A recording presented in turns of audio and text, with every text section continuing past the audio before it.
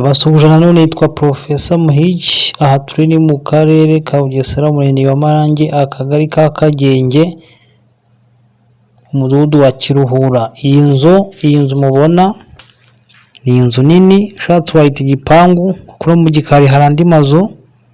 Ifite ikibanza imbere yayo kinini nacyo kirimo, ikagira n'ikindi kibanza hirya y'iriya miyenzi mubona, reka nacyo tukirebe neza. Ni ukuvuga ngo ni inzu ifite andi mazu mu gikari, ikagira ikibanza imbere yayo ndetse n'ikindi kibanza ku ruhande, aricyo kiri hano.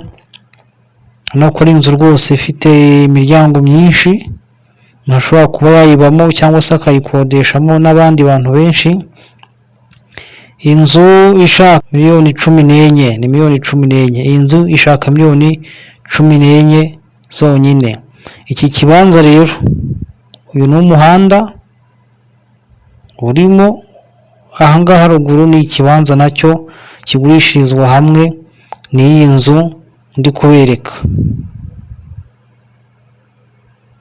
Iki kibanza ahangaha mubona hari ibigori n'igiti cy'imyembe, ni ikibanza nacyo gifite metero 10 kuri 25.